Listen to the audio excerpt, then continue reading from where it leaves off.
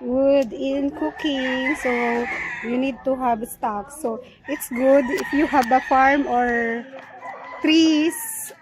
You can get the stem, and then when it dries, you can use it as firewood. You can use it in cooking.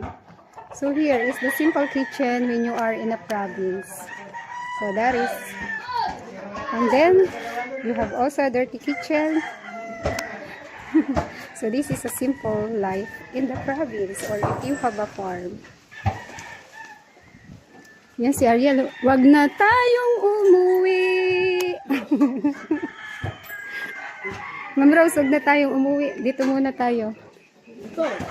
Si Imped, may iwan ka na dito, Imped. Yan.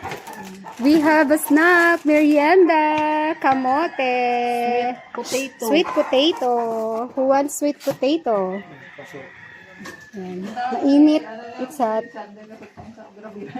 Ano yun? Ito hindi siya sa akin. Akin, lipstick. Hindi. Marisa, bago yan. Oh, nag-lipstick ako bago mag-ano. This is our merienda. Drinks ko?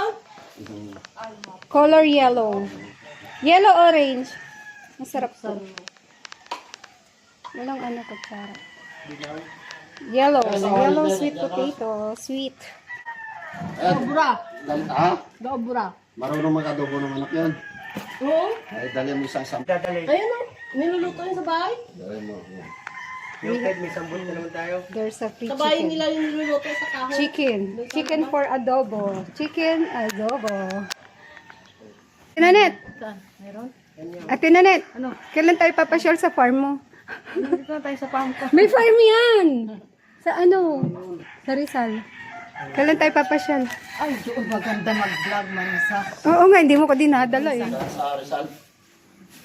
May sa Pililya po. Ha? Pililya. Ah, pamilya. Simple life in province, but Dito lang ako sa Bukanay. the happiness cannot explain. Doon maganda Simple mag-vlog. and happy life in province. Kailan tayo pupunta? Sama mo ko minsan. Sama ka, Ma'am Rose. Tama yan, no? Mapilihan ni Jean yung ano, mapulutan nyo na.